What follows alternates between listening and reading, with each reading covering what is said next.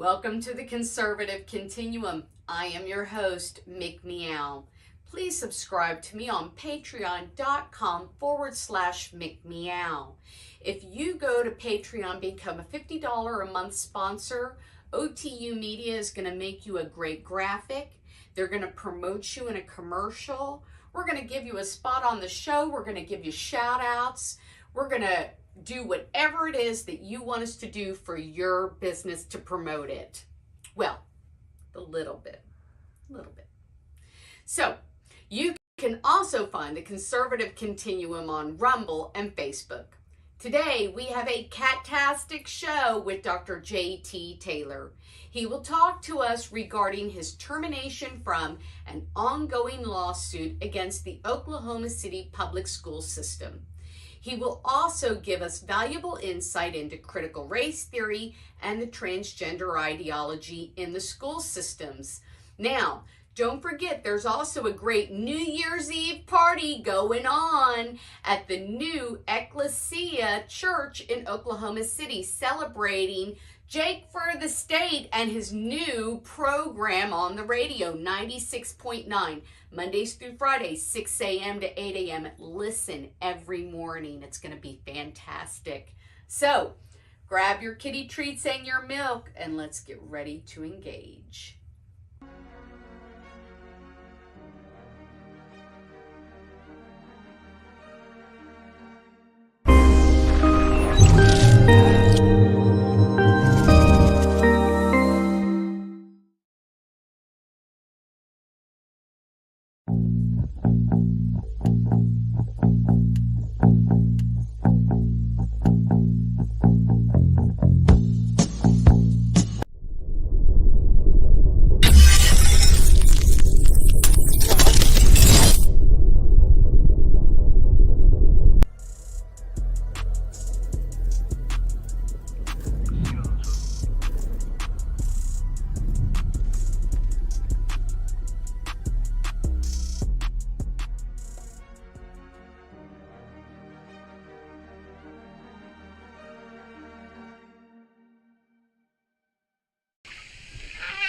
Well, it's time for the caterwaul, so let's get to it.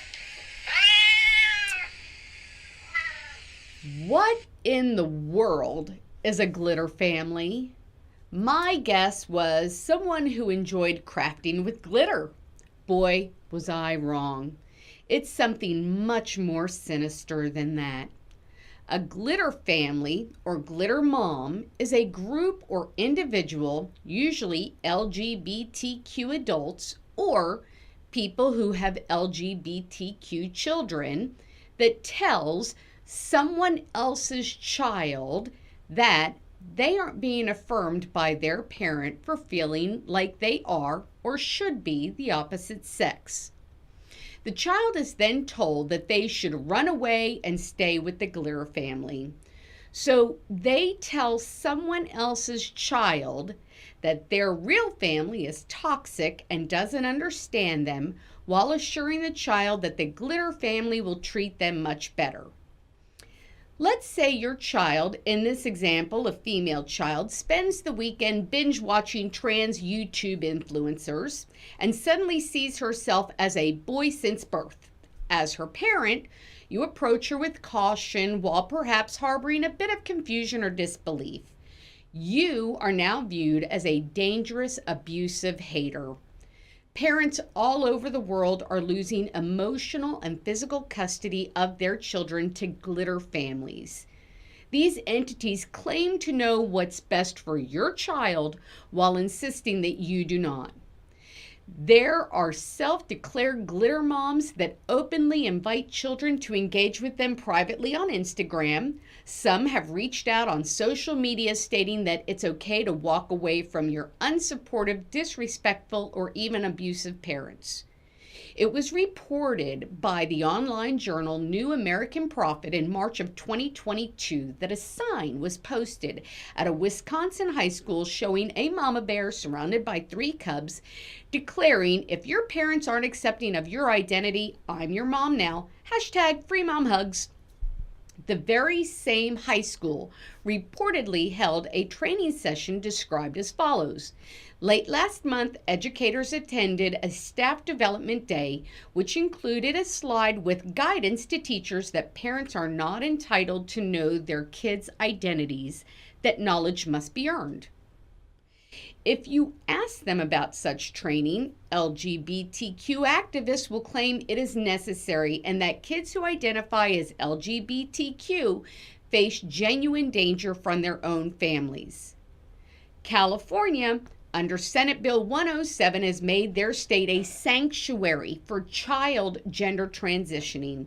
SB 107 prohibits out-of-state law enforcement agencies from acting on subpoenas, warrants, and child custody issues if the child was brought into the state for procedures like gender reassignments or prescribing of puberty-blocking hormones. The bill, spearheaded by Democratic State Senator Scott Wiener, gives California courts temporary emergency jurisdiction over any such child and the person who accompanied the child into California to obtain these invasive medical mutilations. And here's the rub. There's nothing in the bill that requires parental consent. This is nothing more than evil, plain and simple. It is a movement that embraces the Marxist agenda and its ideology. So what do? We speak up, and we don't back down, and we use every tactic the law allows and peacefully open our mouths. We combat these atrocities frequently and with passion all day, everywhere. After the break, please welcome teacher, pastor, author, and producer Dr. J.T. Taylor as we talk about his termination from an ongoing lawsuit against the Oklahoma City public school system. Join us as we also gain valuable insight into critical race theory and the transgender ideology in our school system. Thank you.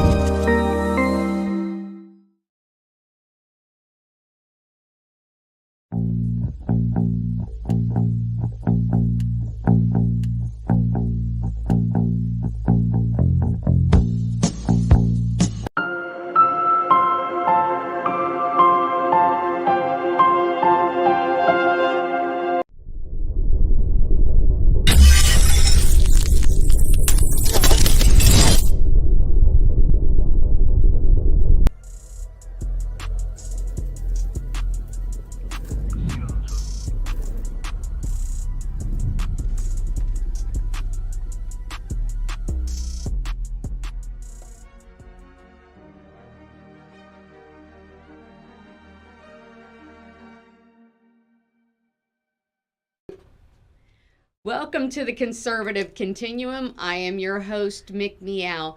Thank you so much for being with us today. I just want to say thank you to everyone out there who is a sponsor. Please go to patreon.com/Mick Meow, become a sponsor today. We got more information about what happens if you're a sponsor. Today, we have Dr. James J.T. Taylor with us. Sir, I am so glad that you are here. It's a pleasure to be here. Oh, pleasure. Thank you.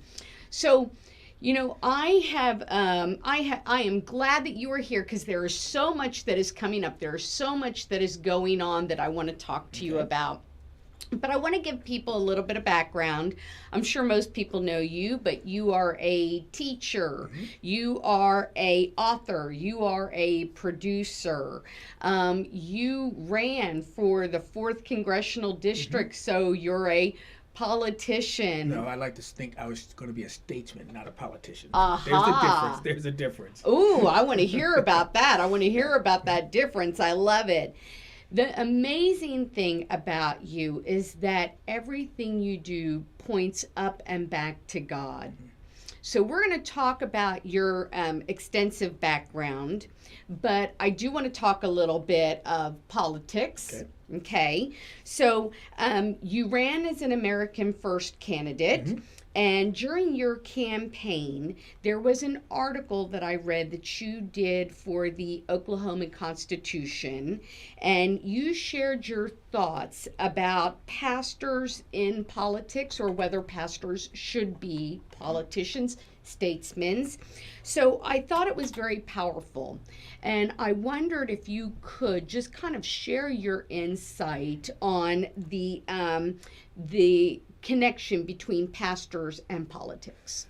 Sure. One of the things that's I found that's been interesting because the title of my book is it's biblical, not political, Yeah. and God has spoke about issues long before there was a United States of America. So these issues that people are making into issues are not new. God has spoken about marriage.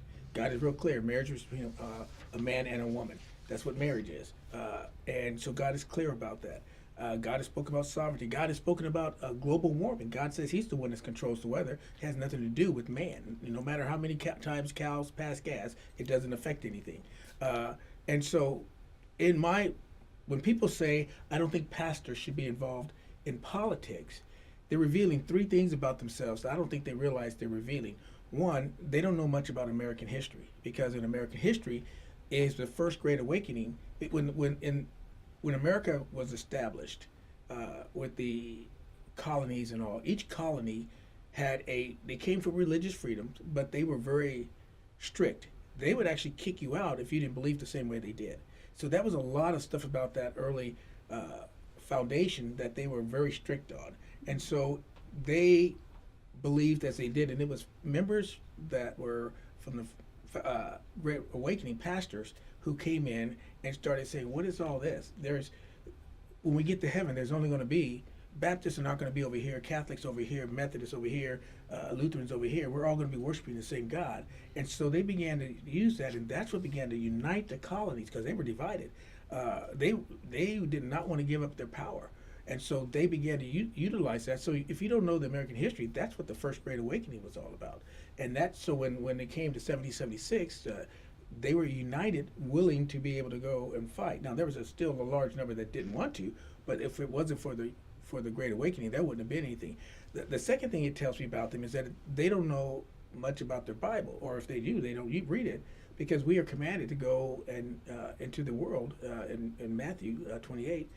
Go and make disciples. It's in the imperative mode. It's not optional. And so we are to go and make disciples of all the nation, and that includes political people. And then the third thing it tells me about them is that they don't have access to a dictionary, because one of the definitions for people say all the time, I don't think pastors should be involved in politics.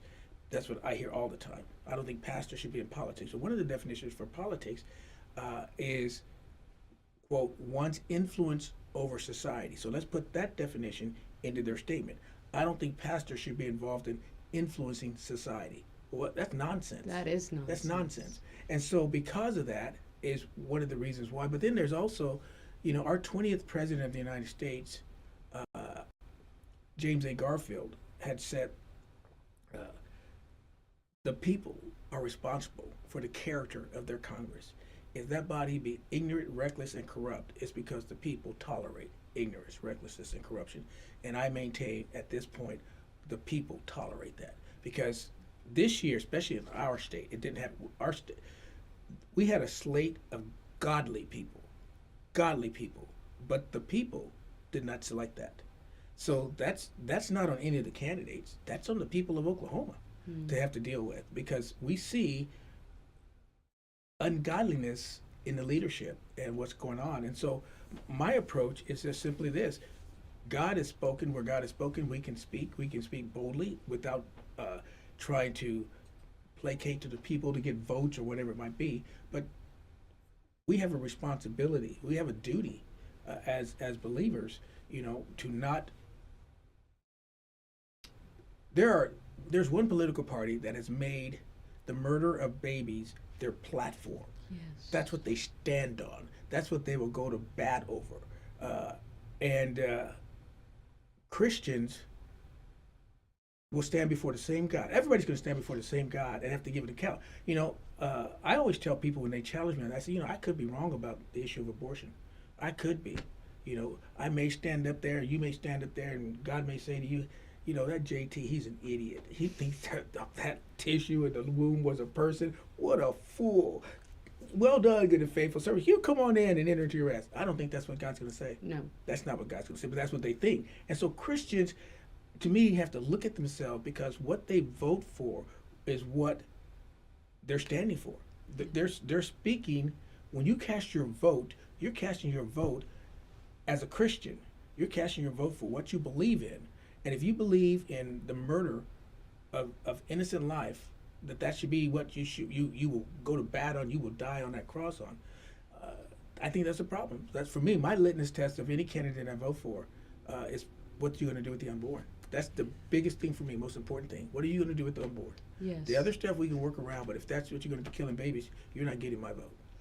You know, that is an excellent point, and I love that you brought out the quote from James Garfield.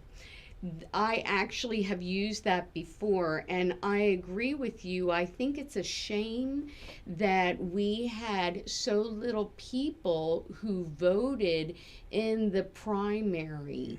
But I agree with you. You know, if there is recklessness, if there is, you know, things that are ungodly, that is what the people tolerate and allow. I want to ask you, you said you were going to be a statesman, Yes. not a politician. Tell me about that. Well, a politician goes with the flow of the money. I mean, they sell out. They do whatever is going to help keep them be elected. As a statesman, you're going where the integrity flows. Big difference. And so I will never be a politician, ever. I will always seek to be a statesman. Wow. That's amazing. You know, I never really thought about that. Let's see. Can I call you JT? Absolutely, that's what everybody calls me. JT, we're going to take a quick break. Usually the cat is crying, but right now he's back behind. I can see him staring at me. So we're going to take a quick break. We're going to be back. When we come back, I want you to tell us about Liberty Pastors. Okay, inform us a little bit about that. You all don't go away. Come back.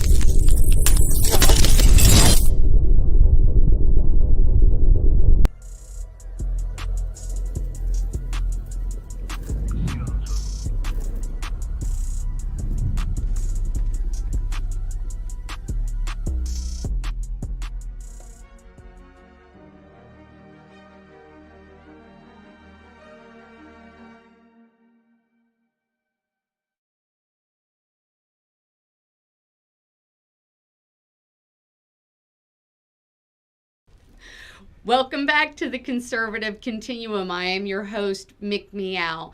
If you become a $50 a month sponsor, we will, OTU Media that is, not me, they will create a graphic for you. And that graphic will be shown in commercials, and then we will promote you on our show. We will also allow you to come on your show and talk about whatever you'd like to talk about. It's really a great deal. We have sponsors Charles Furia, Carolyn Montgomery, Oklahoma Conservative Political Action Committee. So become a $50 a month sponsor today. Patreon.com/McMeow. Let's get back to the good stuff now. I want to quickly ask you about Liberty Pastors because we left that as a cliffhanger. Okay. Tell me a little bit about Liberty Pastors and then we'll move. Liberty Pastors is a group of pastors who believe in the truth of God's Word and the Constitution of the United States of America. That we are pastors who stand boldly, preach boldly, and unapologetic about what God's Word says. And so the group has grown across the nation, and it is a fantastic group. It is Patriot pastors are awesome people. They're people of integrity and honor, and so that's who we are. Wow. And they have a website, don't they? Liberty Pastors. LibertyPastors.org. Okay, that's what I thought. It's really an interesting website too. Lots of great information there. I do want to ask you, because you have been an educator for a long time, can you tell us a little bit about the changes that you've seen, the evolution of education? Uh, I would rather refer to it as the devolution because it's devolved. It is not what it used to be. Back in the '80s, there was a very different feel. There was Parents did have influence. Now parents are considered to be enemies of the state, so to speak. Today they're considered to be domestic terrorists, which is just because you want to see what your child's being taught. There is a great deal now going on being pushed with this critical race theory, which is literally the bottom line of critical race theory is if you are of European descent, you are evil. You are the reason for all the problems in the world, and therefore you should not even have a voice. That's one of the things that's being pushed in the schools on a regular basis. The influence of parents has been gone down. A lot of school districts have adopted a philosophy of teaching kids to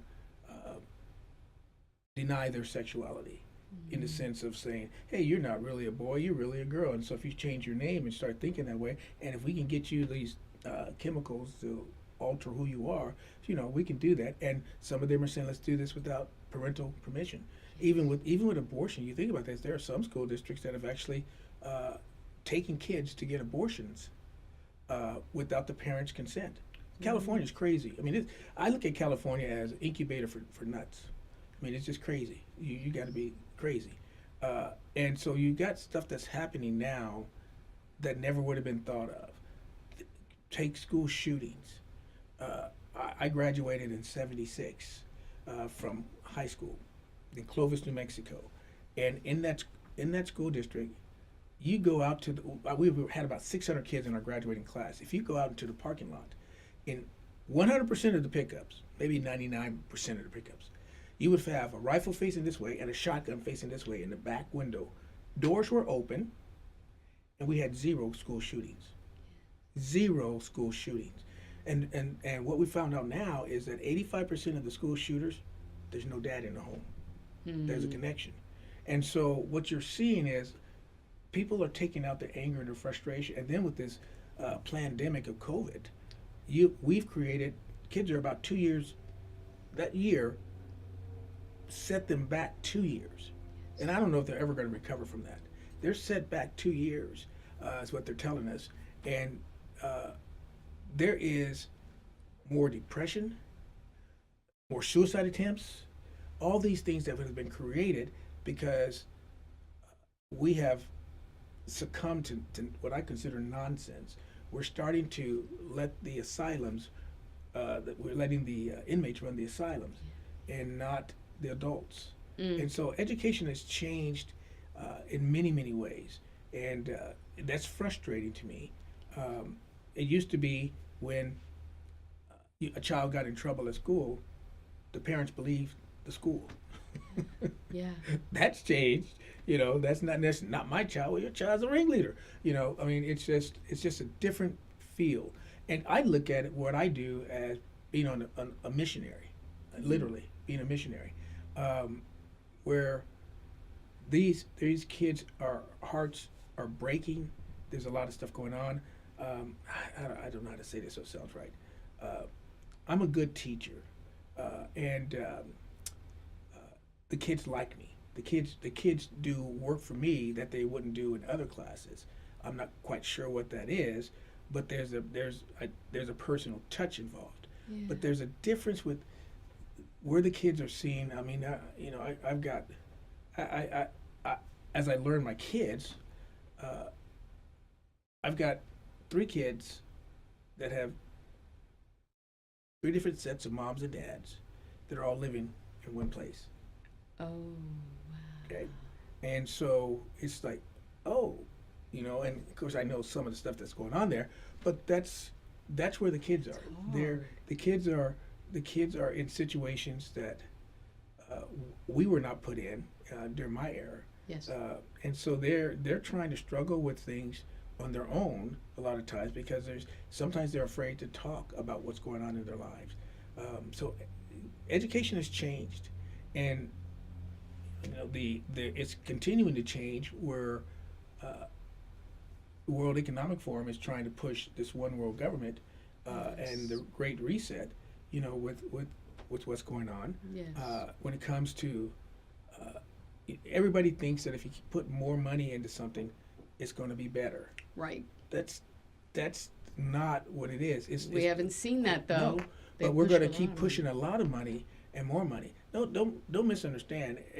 I'm grateful that we got a raise, but I was one of the ones when they went back and the Republicans passed the largest tax out hike in Oklahoma history. Yes. Literally, the Republican Party did that, not the Democrats. The Democrats didn't have any power to do anything. Right. Because these guys are the supermajority. And I was one of the handful of people who was actually against the strike. I mean, I'm going to call it what it was. It wasn't a walkout, it was a strike. And so I was against that. And of course, I actually got a death threat over it. Someone threatening, you better check under your car. And, that's no big deal. So I made a police report about that. And no big deal. Because you can't intimidate me. I mean, I used to teach 8th graders. You can't intimidate me. I bet. That's excellent. I love that.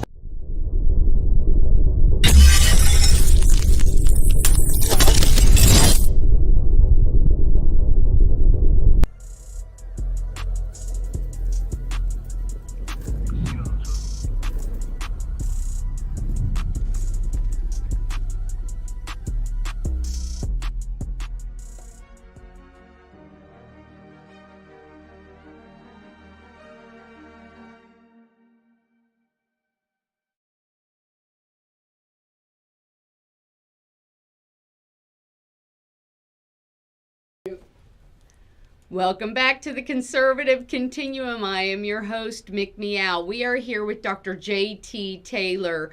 I love that you can't be intimidated. You taught 8th graders. That is fabulous. I might have to figure out something like that. I didn't teach 8th graders, but I'll figure out something. I do want us to move on to the topic that is very disturbing to a lot of us.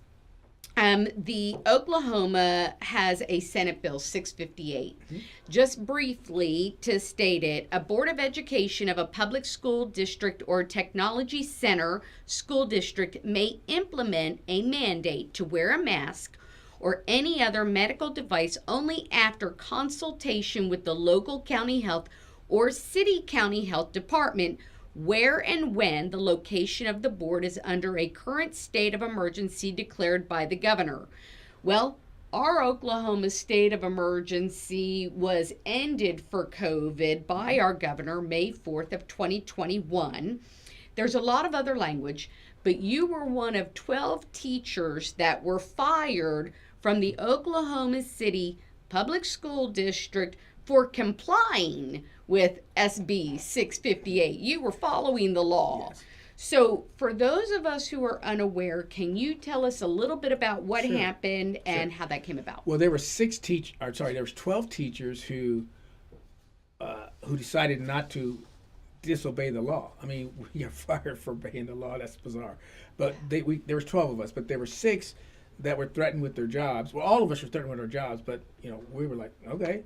But the other 6 went back, and so we stood our ground and said, no, we're not going to break the law. Well, we didn't just by not wearing a mask. And I think that was on August the 16th of that year is when they said that. And so we were called in. We didn't even get to teach students that morning. We were called into the office, and we were asked if we were going to wear a mask, and I said no. I mean, all of this was not coordinated. This was just what happened. Each of our stories is pretty much the same. And so I said no, I'm not, and I gave the reason why. And so they sent me home, and then HR called and said, you need to come in tomorrow at such and such a time and talk to us. Fine. So our lawyer for our PO, Professional Oklahoma Educators, Yes. He was there with us, and that was a good thing. And so they were ready to, they were talking to us. They threatened us with firing us and whatnot. And our representatives, lawyer said, you can't do that. If you do that, there's going to be lawsuits and blah, blah. So they kind of backed away from that because they wanted to fire us that Friday. It was just happened on a Monday, so they wanted to fire us on Friday.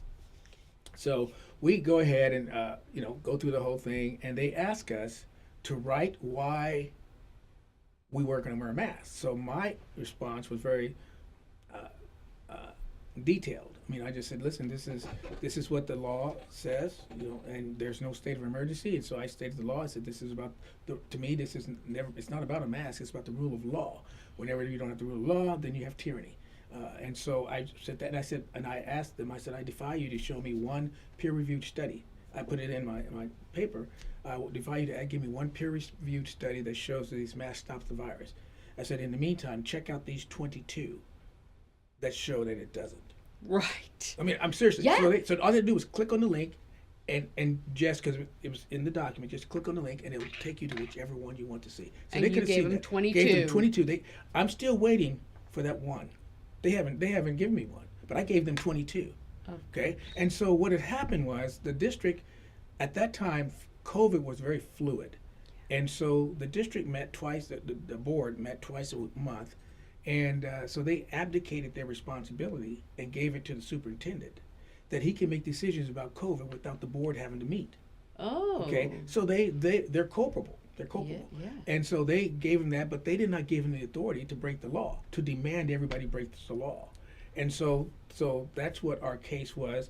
And so they in November, they terminated us officially. We had a kangaroo court. They had no intentions of, because they'd already replaced us within 2 weeks. They'd already replaced each of us. They were new, so they couldn't bring us back. So then they gave us an offer of, well, we'll take you back, but you'll be permanent subs, and you'll go wherever we tell you to go. And we're like, no. That doesn't That's- seem it's reasonable not- it's or not fair. reasonable. It wasn't. Right. And we actually even said, we'll go back to school, because what happened was that the courts put a stay on the law, which means that the law, the bill 685 didn't come into play. So we said, okay, we'll go back to work. Well, they refused because they had no intentions of taking us back. And so it ends up where we're going to legal. We fired us. We filed a lawsuit. And then they filed a counter to try to get it thrown out because there's no basis there. Well, the courts made their decision. Actually, they made it August 15th, almost a year after we were sent home. Wow. And the court says, no, this is not going to be thrown out. And see, one of the things that they said, in order to terminate us, they accused all of us of moral turpitude. And the reason they do that is because if you have a tenured teacher, you cannot terminate them without due process. And so you have to put them on a plan of improvement, which takes about 90 days. Well, they'd already terminated us. I mean, not terminated, but already replaced us, so they had no intentions of doing that. So, but if there's moral turpitude, then you can terminate them on the spot. So they accused us of moral turpitude. The moral turpitude was connected to us not obeying his edict, the superintendent's edict. Okay, well, now that's what they were doing. Well, the good news is the court says, no, you didn't have the authority to do that. So their basis for terminating us, gone. Good. Yeah, that's the good thing. And the court says that you're going to have to deal with, they've got to deal with the breach of contract, which they did. They've got to deal with procedural due process from a federal basis and from a local basis. And here's what happens. When we were supposed to go before the board, We were supposed to go before a neutral board. Okay. Well, the board was culpable. They abandoned their authority, so they couldn't vote against him because they'd be voting against themselves. And we all knew this going into it. We knew this was going into it. So we knew that we knew what the outcome was going to be prior to it. And so they had the wrong procedure there. So that's one of the things that's going to be dealt with. And the issue of moral turpitude. They got to prove moral turpitude. Well, the problem they have is twofold. One, the reason why they accused us of moral turpitude doesn't exist. And two, even in the kangaroo court that we had before the board, they actually acknowledged they had this big stack of papers on their desk, and our lawyer said, in those, is there any negative things about there? They said, no, we all had exemplary records. So they acknowledged there was no moral turpitude. And so then they also got to deal with the issue of whistleblowers. So the whistleblowers law, so there's a lot of things they're in trouble with. They're not going to go to court. Yeah. We, all of us want them to go to court because we want the world to see what they did. Right. We want that, but they're not going to. We've got to take a really quick break. When we come back, I want to kind of finish up on that thought. Okay. One moment. Don't go away. It's great information.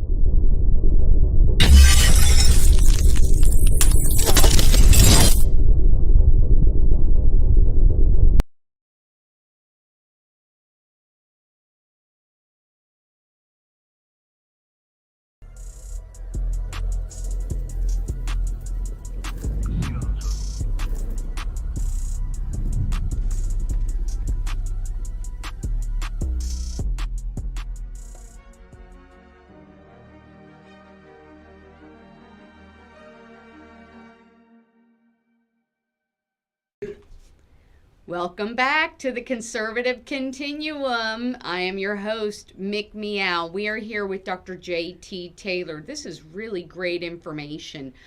I did not realize, do you think that it will, when will this finish up? When you're not going to go to trial? Well, May is when it's supposed to culminate. Okay. What happens is, we were supposed to, they're supposed to do depositions. They haven't done those yet.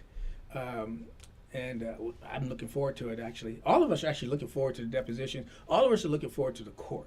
Now, it's highly unlikely that they'll go because they're in trouble for breach of contract. They're in trouble for due process of federal law and state law because they did not have an impartial panel looking at that. They can't prove moral turpitude because there wasn't any. Yeah. Moral turpitude because he ordered everybody to break the law. Yeah. If there's any moral turpitude, it's on his part. Right. That's where the moral turpitude is. And the whistleblower laws, I mean, those are protection things. So all of those things are not good for the district. We're looking for a public apology. I mean, that would be good. And then also they did something too. They put in our records a letter of reprimand, and then he put in a blacklist that we can never work in the district ever again. So for me, I mean, that's why I'm willing to go all the way to court. Yeah. To remove the tarnish on my name. Yeah. And remove that blacklist. But I had no intentions of going back there. Yeah. No intentions. That's not the point. And to remove that letter of reprimand. And an apology. Those things are more important than any settlement that's going to come down the pipe. Absolutely. So. Let me ask you this. I know that this was put in place by the superintendent, Sean McDaniels. Yes. Do you think that this action or this lawsuit will be able to raise some awareness?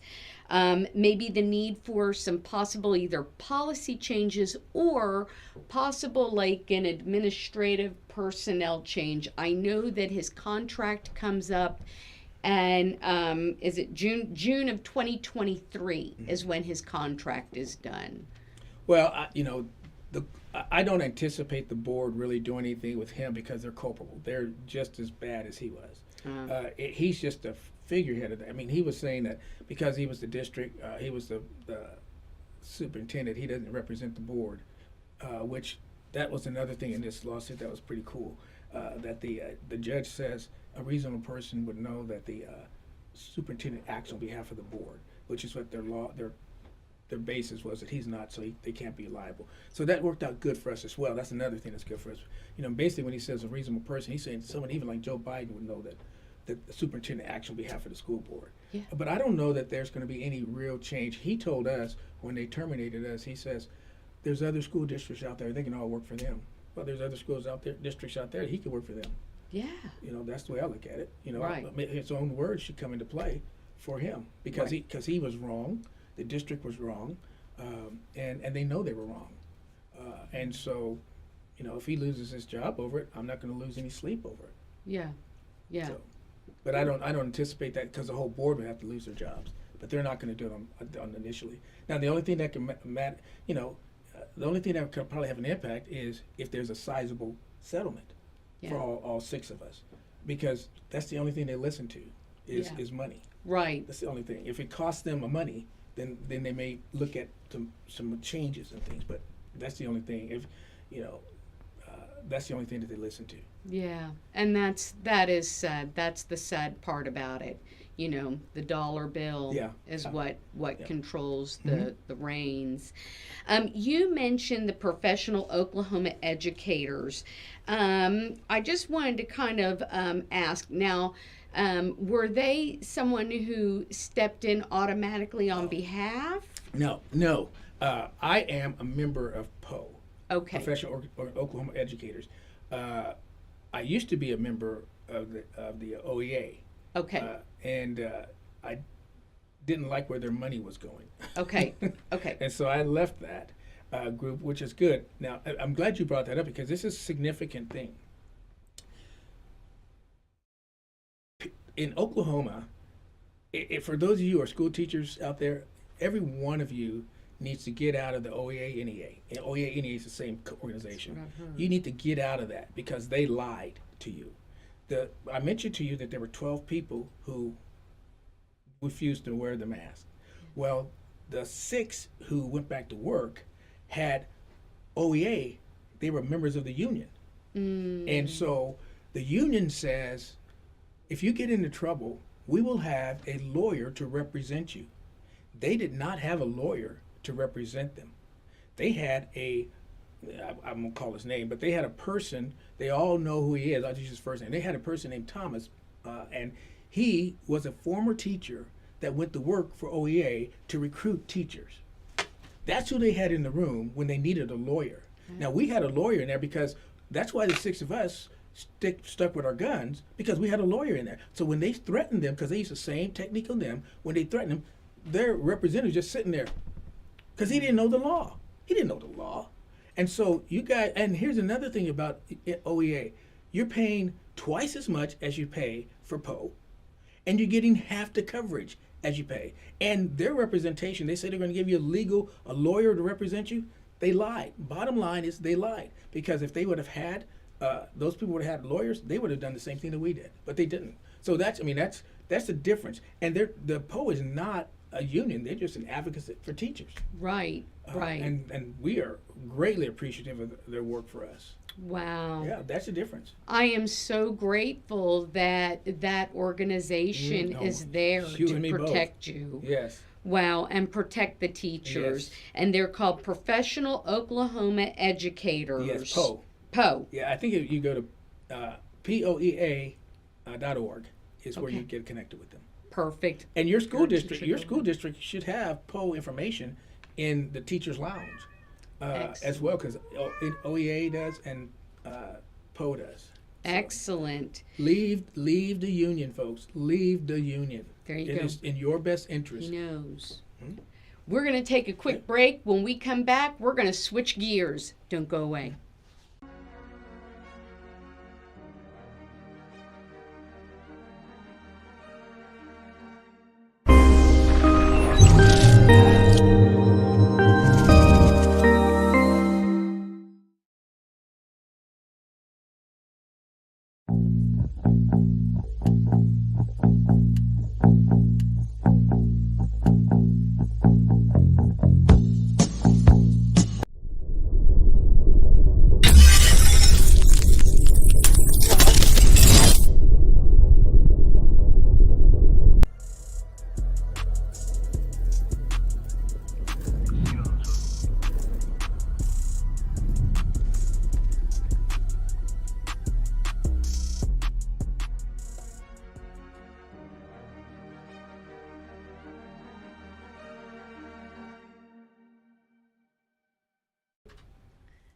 Welcome back to the Conservative Continuum. I am your host, Mick Meow.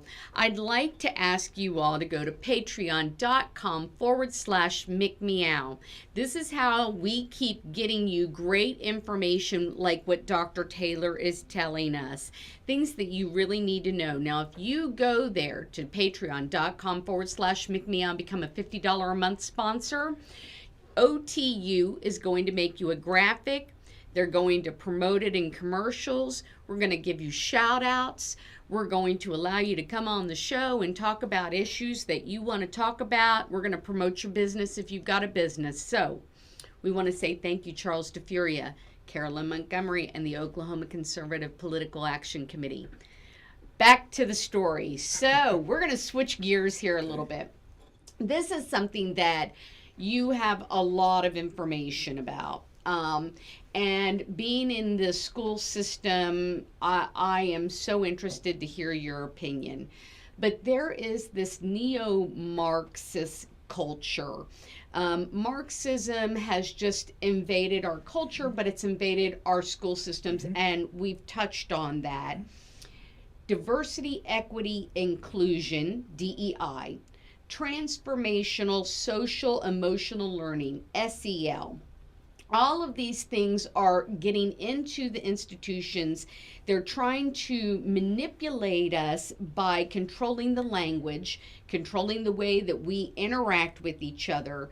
And the goal is to force that equitable outcome by central authority and seize control of the discourse surrounding knowledge.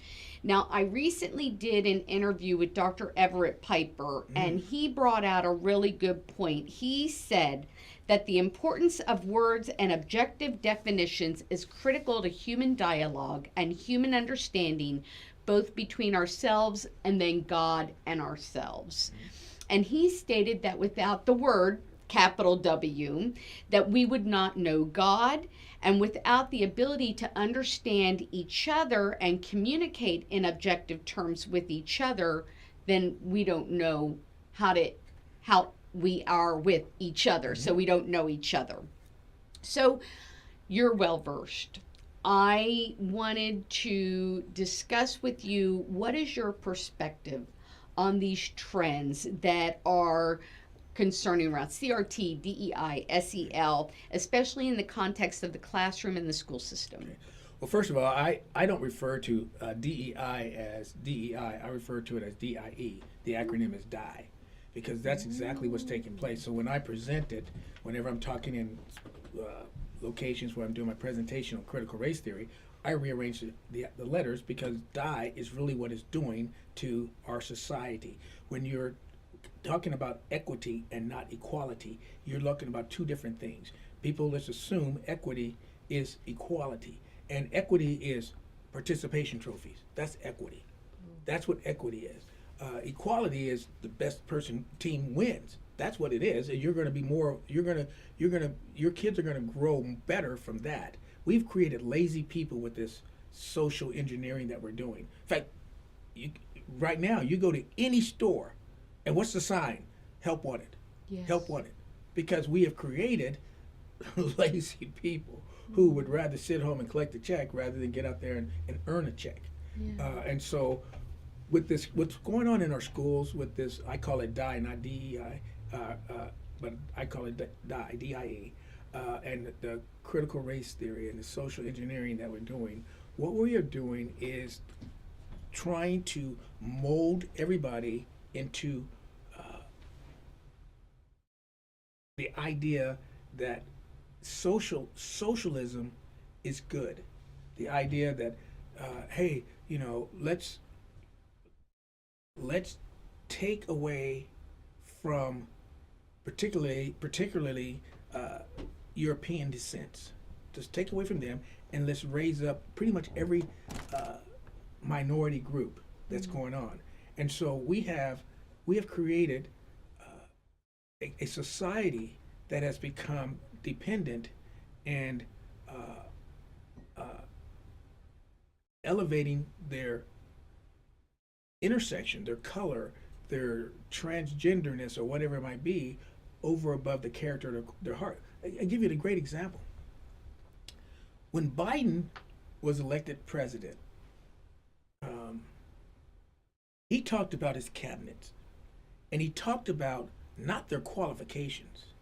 He talked about their intersections. Well, this is going to be the first transgender black person in this position, or whatever. That's what all he talked about. Now we know after 2 years, they're incompetent. Yeah. Name one that is doing a great job. Look what they did with Afghanistan. Oh my. What a disaster. Look Yeah. at what's going on with transportation. Pete Buttigieg. Look at these things that's going on. Look at the border. Who is in charge of that? Our vice president. Just there is not one person you can point to. You know why? Because they are socially engineering these folks into, we want these people, not their abilities. I don't care what you do in your bedroom. I want to know, can you do the job? If you can't do the job, you don't deserve to be there. I don't care if you're black, white, green, yellow, whatever. But that's what we're having, is we've got, the spokesperson for the White House. She's got a, you talk about incompetent. I mean, the only reason she got that job is because she's a lesbian and black. She hits two of the intersections, so they check the boxes. That's what we got. So that's what we got. This is the result. And honestly, folks, our country's in a world of hurt right now. The inflation is just off the chart. I know you guys are aware, but all of this stuff plays into the Great Reset. Yeah. It just all plays into that. So with our education, where we're trying to get these kids, and they're doing it at the collegiate level as well. That's worse. And they're doing it with the little kids. You've got people that are trying to use their platform as a school teacher to try to influence these kids to say, well, I'm a this, I'm a that, I'm not a he or a she. And they're doing this, and so we've got kids. To me, if you got anyone under 18 years old and you're engineering them to have sex change operations, that's child abuse. That is nothing more than child abuse. And those people need to have some consequences for that. But we don't have any consequences for anything that's going on justice-wise, even at a national level. You do certain things and it's okay. Nobody gets, now if you're Republican, you're in trouble. Yeah, right. But it's here they are doing all this stuff with President Trump, and yet the Biden crime family, and I'm going to use that term exactly what it is, they don't even knock on his door. Yeah. I mean, there's no way Biden's son should be walking around free. There's no way. Yeah. There's no way. Follow that money. Money, that's all it is. Yeah. See, and when I went earlier talking about politicians, they follow the money. Yeah. That's what it is. There you They go. follow the money. We're going to take a quick break, and when we come back, we're going to jump into Oklahoma, and we're going to hit on HB 1775. Don't go away.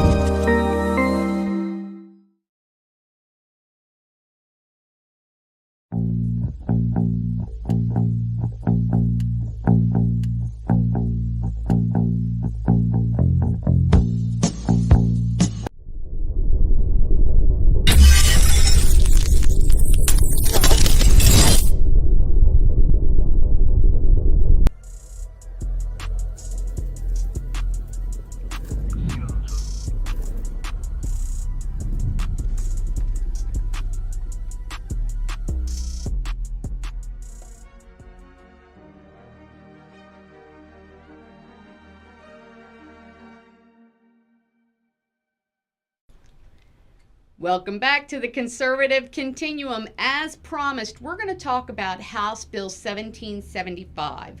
So I want to bring it back to Oklahoma. And this is going to be excellent because you're right there on the front lines. House Bill 1775, it was a law that was passed here in Oklahoma, May of 2021. What it says is it prohibits certain training of students.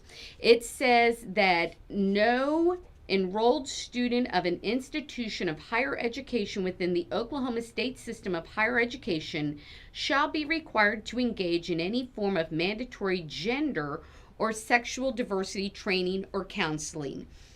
Lots of great teachers. You are one of them. I know teachers that are concerned about this, but in July of 2022, we had Tulsa and Mustang school districts. They were found to be in violation of House Bill Mm-hmm. 1775. We had books, Genderqueer, Flamer, that we Mm-hmm. found in the school public libraries.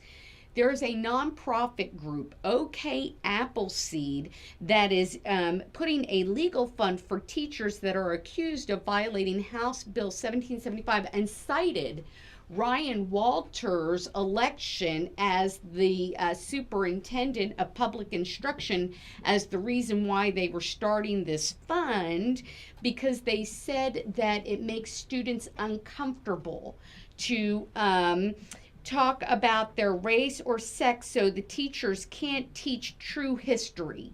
This law prohibits that. And then they said that they disagreed with the basis of the passage of this bill. Now, I don't know what their intention is, but that raised some red flags for me. And then there's this teacher, Tyler Wren or Tyler Parks, who is a self proclaimed anarchist who is telling students that their parents don't understand them.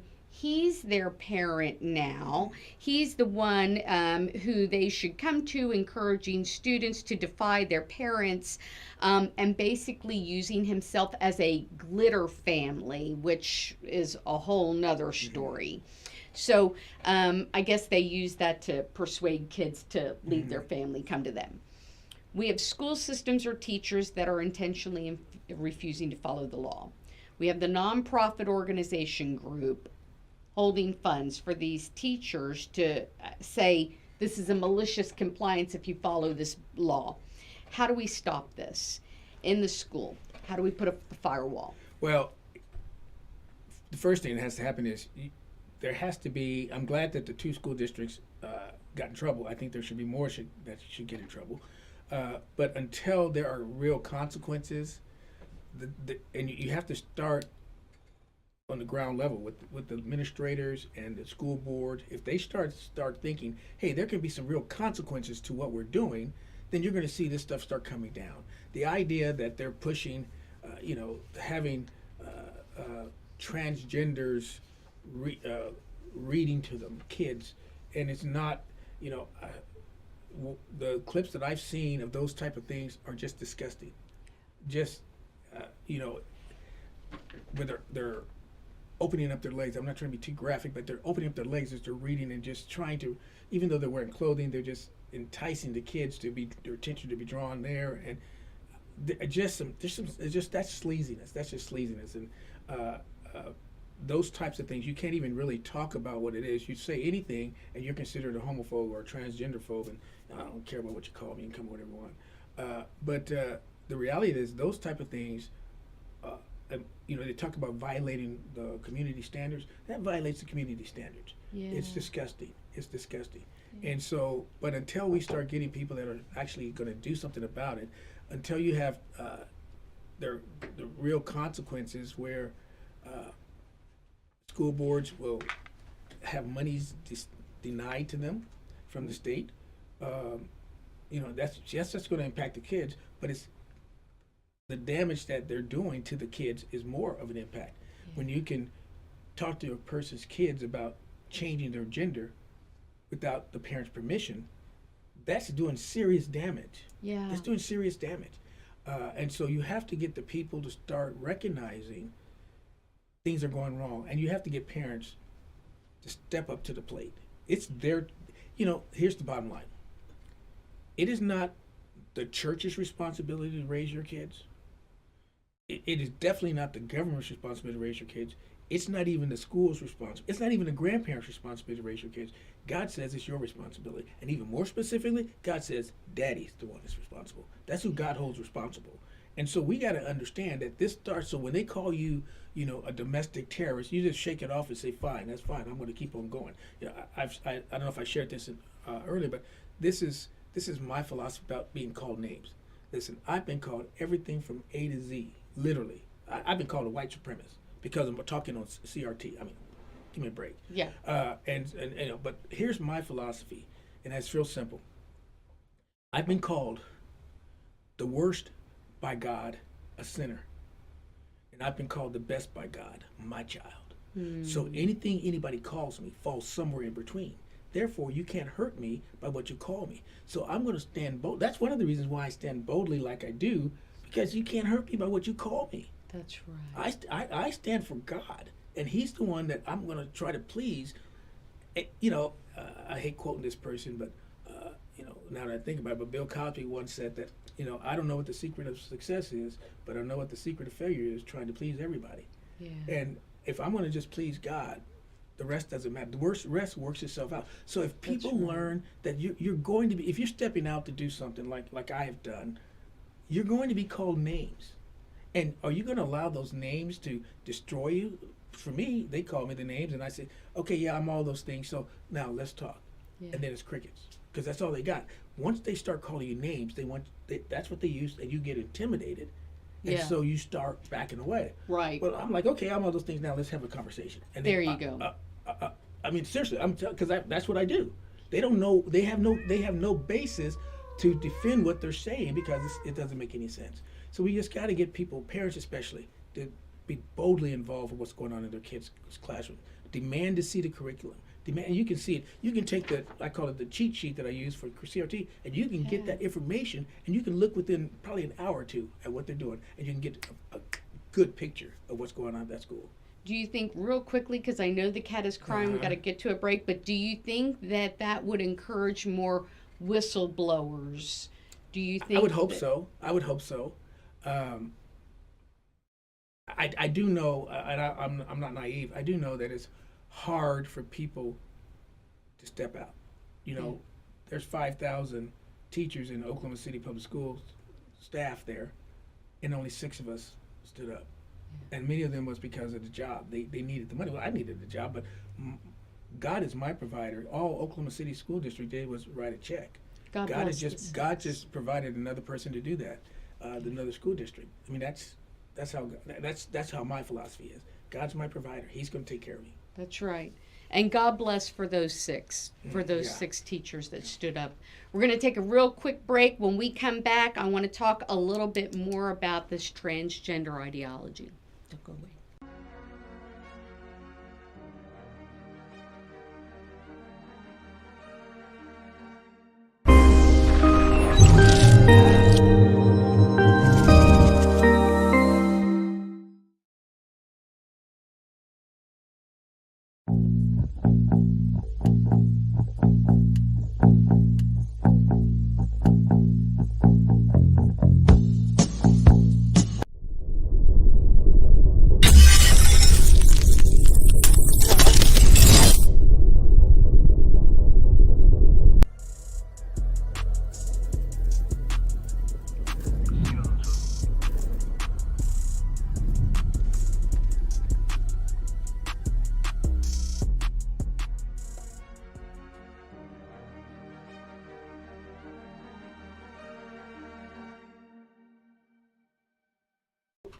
Welcome back to the Conservative Continuum. I am your host, Mick Meow. Hey, couple great announcements. First of all, Jake for the state. Senator Jake Merrick. He is having a New Year's Eve party. He is promoting his new radio program on 96.9. It's going to be Monday through Friday, 6 a.m. to 8 p.m. But that's going to be at Ecclesia, the new Ecclesia building in Oklahoma. It's going to be New Year's Eve, 8 p.m. to midnight. It's kid-friendly. Make sure, get out there, get some tickets, come on out, enjoy.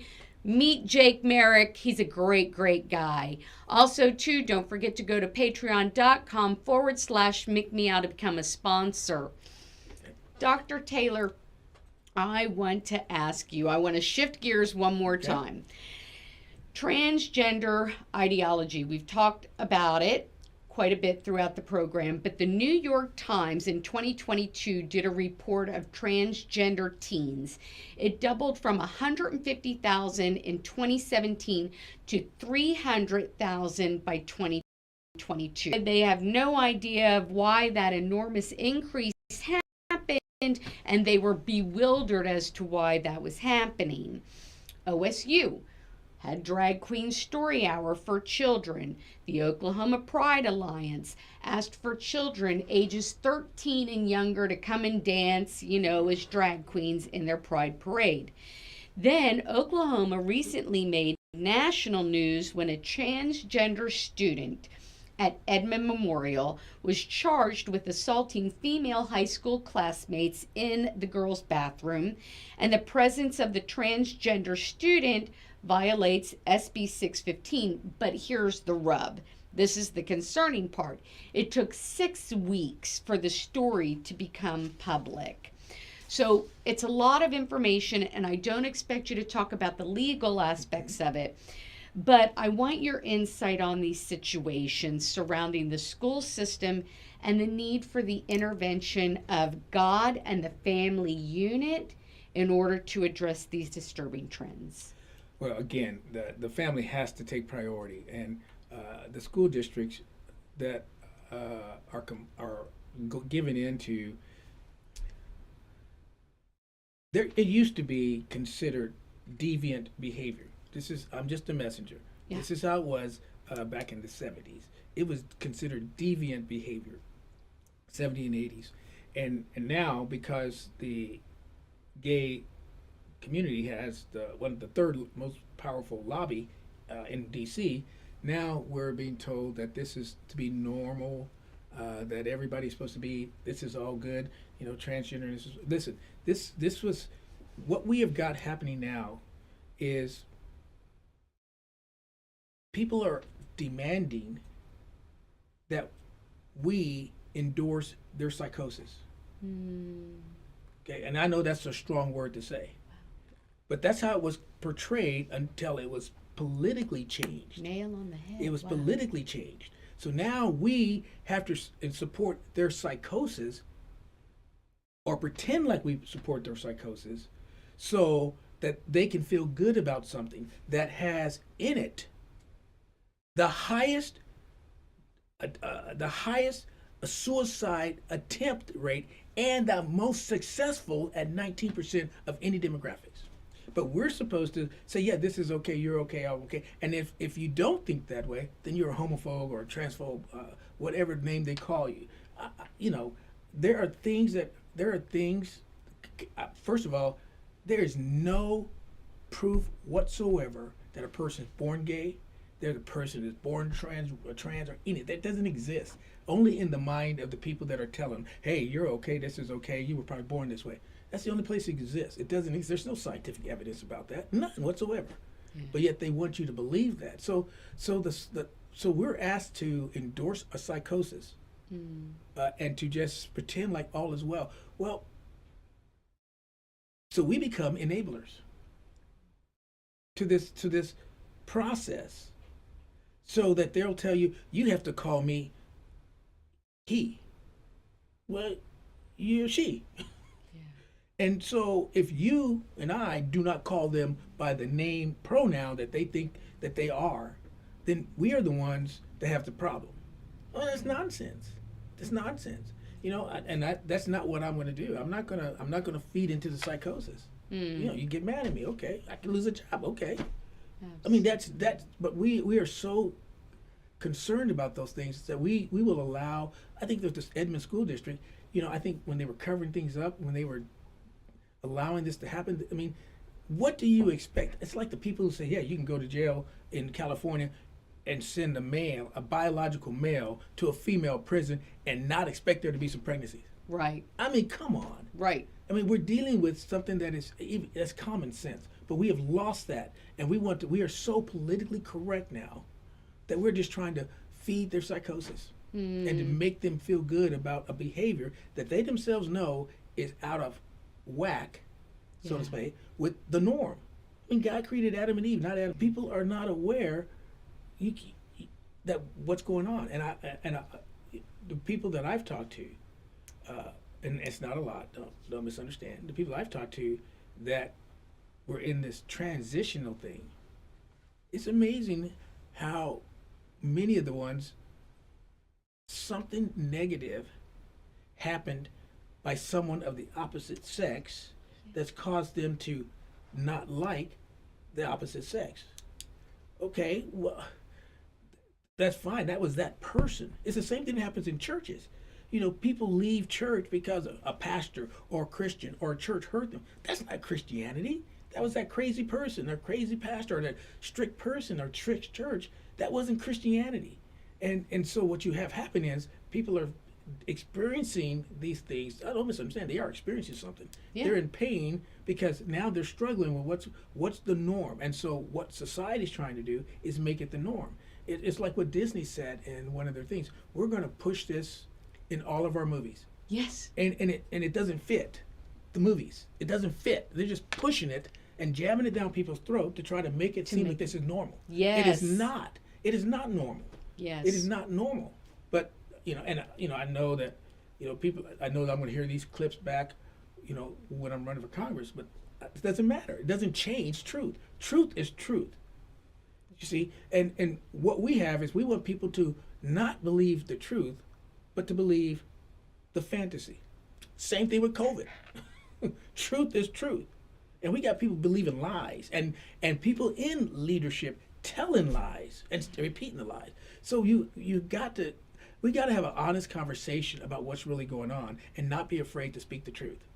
Here's the truth: a biological man cannot get pregnant. He cannot menstruate. I mean, let's tell the truth. Right. Okay? There are two sexes, male and female. Period. Yes. And truth is hate speech now. Yeah. Well, I just gave hate speech. Yeah. But please stop. Yeah. But it's the truth. Okay, that kitty is crying. I hear him. He is so needy. Yeah. But I want to get really quickly. I want to give you the last word. I heard the word Congress. That perked up my ears. But I want to know where we can find your Critical Race Theory versus the Bible DVD. I want to know where we can find It's Biblical, Not Political, your book. And I want to know what we can expect from you. Well, to get those things, you can get them from me. And that is, my cell phone is 405-596-3579. You can text me and text me your address. And if you put in there, both of those are $20 a piece. If you put in there Mick, then you'll get 25% discount on that. Yay! Or you can send it to my email. The text message is better. I respond better to that, but email is taylorriot@yahoo.com. That's TAYLORRIOT. There's two R's in the middle at yahoo.com. And running for Congress, I'm leaning towards it, but just barely. Okay. I just got my ear perked. That's my wife is saying, "Honey, do you really want to go through this mess again?" And I said, "No, not really, but I'm going to listen to the Lord." There you go. That's what it is. Pastor, friend, Dr. Taylor, JT, I'm just going to name everything. Thank you so much. Thank you for having me. It's an honor. It's a great honor. I hope that you come back super soon. It's been a great time. Thank you. Thank you. Thank you. Appreciate it. Thank you, guys. Go and get that book. Go get the DVD. It's really, really good.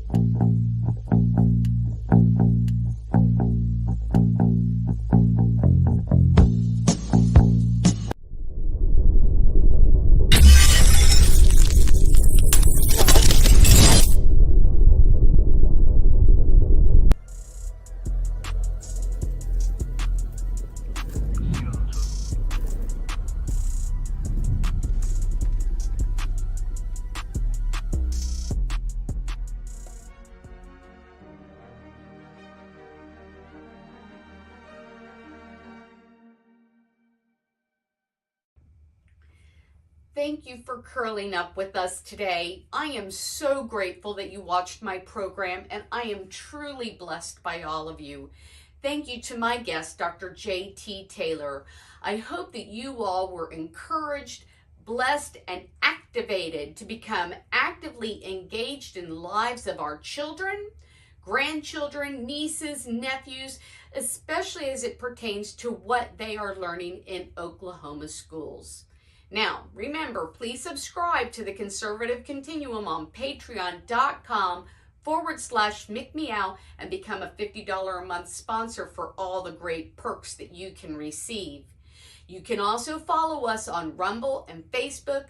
The Conservative Continuum with McMeow is on True Social, Telegram, Getter, and Substack. And hey, guess what? There's a New Year's Eve party going on at the Ecclesia Church in Oklahoma City to celebrate Jake for the State 96.9 radio program that's going to begin at the beginning of the year, 6 a.m. to 8 a.m. It's fabulous. Watch it. So, or listen, whichever one. Well, join us next week when we will speak to